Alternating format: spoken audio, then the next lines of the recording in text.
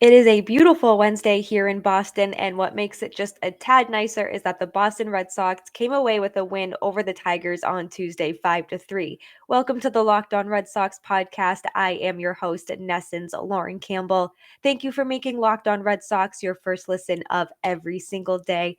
I am flying solo. My co-host, Massachusetts Pirates team insider Jake Ignazuski, is preparing to hit the road once again with the Pirates, but he will be back for Thursday's episode so we can recap Erod's start with the Tigers against the Red Sox.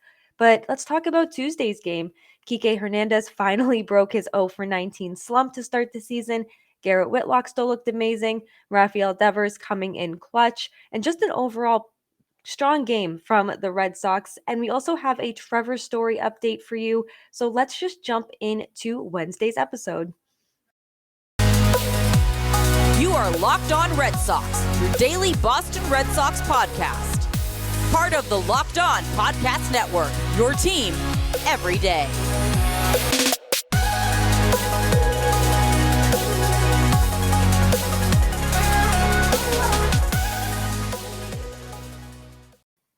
So there was good and bad from Tuesday's win. The good was Kiké Hernández getting 2 doubles, Rafael Devers getting the go-ahead runs in the 8th inning when he beat the shift. So that was positive to see. Garrett Whitlock, he went 4 innings. He had 2 strikeouts and only 1 walk. Rich Hill didn't pitch too bad. He did go 4 in a third. He also had 4 strikeouts, did give up 3 earned runs. But the bad here is Christian Arroyo in the outfield. It's not good. It's actually pretty ugly if I'm being honest here. He is just not an outfielder, and that's okay. That's not why the Red Sox signed him. It's great that he wanted to try the position. It's great that he wanted to be versatile for the team. It's not working. He took some really weird route to go to a fly ball that he could have just ran straight to and probably got the out. He just looks lost out there, and it's not a position that everyone can play, and he's just somebody who can't play it, and that's okay. But what's not okay is that, all right, you see that he can't play.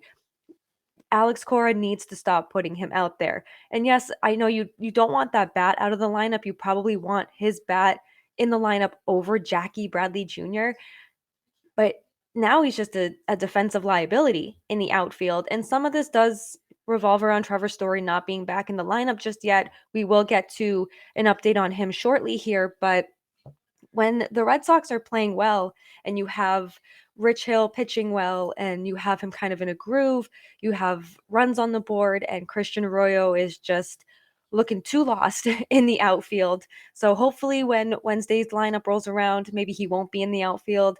Uh, I'm not sure what that's going to look like, but we shall see what happens when Wednesday's lineup is released. Wednesday's game is another afternoon game. It's 1 o'clock as they wrap up their series with the Tigers, getting ready to wrap up their series with the Tigers. And with Wednesday's game, Eduardo Rodriguez will be on the mound for the Tigers, and Nate Eovaldi will be on the mound for the Red Sox. And that's going to be a really, really fun game. Erod is looking forward to it. He told the Boston Globe that it's going to be fun. I know them and they know me. I hope I know more about them. Listen, Erod, I hope the Red Sox know more about you than you know about the Red Sox so they can move to 500 after a nice win on Tuesday. Let's make this 2 straight. Let's get this kind of the wins rolling as the home opener is approaching on Friday. But overall on Tuesday, I think that the team looked good. Like I said, Rafael Devers, he continues to be a very bright spot on this team.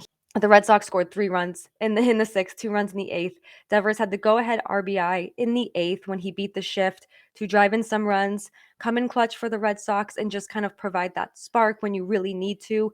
The Red Sox were down. They were able to come back and win, which is encouraging to see because we saw in the first 3 games against the Yankees that they would come in and they would take a 2-0, 3-0 lead, only for them to just kind of give it away. And now it'd be nice if they could just keep the lead, but it is nice to see that they are able to come back, put runs on the board, and keep their opponents off the board as well. And a lot of that has to do with the bullpen. It hasn't really been that bad. It didn't look so good Monday. Was it Monday? But Garrett Whitlock is just incredible still out of this bullpen. He did pitch 4 innings. That's, I think, the longest he's ever gone. And he looks good. He looks really, really good. He's incredible for this team. And he's really helping the Red Sox kind of stay in in games when they're relying on him. And it's great to see him go 4 innings. I know people are kind of like, oh, I don't know if he should be going that long this soon in the season, but remember, he was developed as a starter. Yes, he did have the Tommy John surgery. Yes, all of his routines and his workouts were revolved around being a reliever last season. And Alex Cora did say they want to stretch him out. The only way to stretch him out is to do it. And that's exactly what they've been doing. So it was good to see him go 4 innings. Didn't really look like he lost any kind of command or control. So that is a positive there. And like I mentioned earlier, Kiké Hernández, who was awful over the first few games. He went 0 for 19. He finally broke out of that slump. So hopefully the bats are starting to wake up. Hopefully this offense is starting to come alive, because this is what we talked about going into the season. It was, oh, we're worried about the pitching and the bullpen, not the offense though, because the offense is stacked 1 through 6. And here we are begging for an ounce of offense. So hopefully from Tuesday's game into Wednesday's game, they can carry all of that momentum, get a W in Detroit. Like I said, string together some good wins here. Yes, it's so early in the season, but you want to get these kinds of wins early. So down the line in August or September, you're not looking back in when or on a April series in against the Tigers and saying, oh, if we could only have won like 2 more games from them or 1 more game. So you want to win these games early, especially against teams you should be beating. So hopefully the Red Sox can get to Erod early and often. I think Red Sox fans are probably expecting that. I think that what we saw last year, it's and every time Erod would pitch, he does give up a lot of runs. Sometimes he does give up some walks. So hopefully the Red Sox can be patient and get to him and continue that offense from Tuesday's game. Coming up in our second segment of the Locked On Red Sox podcast, we will provide an update for you on Trevor Story. And we will also, as we always do, end this show on our mental health minute. But first, I need to tell you about Built Bar, because it's April now. Usually I have given up completely on my New Year's resolutions, but not this year. I'm sticking to my resolutions to eat right. My wedding is coming up in August, and Built Bar makes it easy for me to stick to my resolution. The Built Bar puffs are amazing, and if you haven't tried them, you are missing out. They're fluffy, they're obviously marshmallowy, they are a protein-infused marshmallow, and they're covered in 100% real chocolate.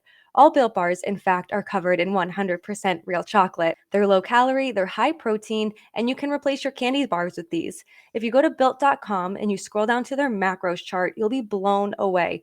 Most Built Bars contain 130 calories, 4 grams of sugar, 4 net carbs, and 17 grams of protein. And there's a flavor for everyone: mint brownie, coconut almond, my personal favorite, cookies and cream, and they're always coming out with flavors all of the time. So if you don't see something you like, just wait a little bit, you definitely will. Head on over to built.com right now. Use promo code LOCKED15 for 15% off your order. That's promo code LOCKED15 for 15% off at built.com. Thank you for making Locked On Red Sox your first listen. For your next listen, check out the Locked On Now podcast. There's recaps of MLB games with analysis from our local experts, taking fans through the season like no other network. It's free and available wherever you get your podcasts. So Trevor Story's tenure with the Red Sox has not started the way that most fans would have liked. He has not played. He will miss his 4th straight game on Wednesday. It was revealed on Tuesday that he's dealing with some sort of food poisoning, and they were hopeful to get him back for Wednesday. Alex Cora said after the game Tuesday that he's probably going to be out and miss his 4th straight game. That's obviously not ideal. You just sign this guy to a 6-year, $140 million deal, and he's supposed to really help your offense. Started off a little slow, which is to be expected. New team, shortened spring training, just had a baby, so missed even more spring training. And now he's dealing with food poisoning. And I don't know if you've ever had food poisoning. I've had it twice in my life. It's never lasted as long as it has with Trevor Story. It has lasted just over 48 hours with me once. I was very, very sick, and I thought, this is how it ends. So I can't imagine going on day 4 not feeling well. The good news, though, is that well, at first he wasn't even able to travel. He felt really, really crappy. They thought it was maybe the flu, a 24-hour flu, and he wasn't able to fly to Detroit. He is in Detroit with the team, so he was feeling better. Alex Cora said he was feeling weak, which certainly is not ideal. And he's probably losing some weight. Hopefully, he can just stay hydrated, get some fluids, and start eating things slowly, get some toast, some saltines, something that will be easy on his stomach and can just kind of get back in a groove. So hopefully he'll be back in the lineup, hopefully for the home opener. I mean, we definitely want to see Trevor Story take the to Fenway Field. He was really excited to play for the Fenway faithful, be in front of his new home fans. So hopefully that's going to sort itself out. Food poisoning is no joke. It sucks. It's draining, and it's just you feel awful. You feel like you have the flu, and hopefully that it subsides very soon. No idea what this man could have eaten to make him so sick for this long. Hopefully, like I said, just subsides. He gets back in that lineup, and that offense can continue to get by without him for the time being. So he won't be able to face Erod on Wednesday. This is a big storyline going into Wednesday's afternoon game. Nate Eovaldi will get the ball for the Red Sox, and this is the first time that the Red Sox fans will be able to see Erod pitch for the Tigers, unless you watched his opening day or his first start for the Tigers earlier this season. It should be a fun game. We'll see that if he has worked anything out since going to Detroit, or if he's going to only get through 4 innings. Hopefully he can continue to speed up the pitches, because oftentimes when he would pitch, it was a very, very long game for Erod. But it's going to be fun. It's always fun when you get to watch a former player that was with your team for so long and then go off to somewhere else for whatever reason. I'm really excited to see what they can do. I'm also excited to see what Eovaldi will do as he continues to build off his strong starts. So it will be fun. Like I mentioned in the first segment, Erod did say, hopefully I know them better than they know me. I think the Red Sox do, of course, have an advantage here because they played with Erod for 8 years. Well, not all the players played with Erod for his whole career, but they did play with him for a long time. They know him. Alex Cora knows him. So hopefully they can just put some runs on the board early and they can keep that lead. None of this giving up the lead, none of this playing from behind. Let's get a lead early. Let's keep the lead, and let's keep Christian Arroyo out of the outfield, because that is a liability out there. I could do a whole show just on why he should not be in the outfield, but I digress. It's going to be a fun game still. I think the Red Sox, like I said, and like we've said on other episodes, they've started slow. The bullpen has been, and the pitching has kind of been the story here, because we're like, oh, the bullpen can't be trusted, and we don't know who to put in there other than Garrett Whitlock. And here they are, not doing so bad. So that's obviously a good sign, but you have the offense finally starting to click. And now I feel like, oh, the offense will click, but then the bullpen will implode.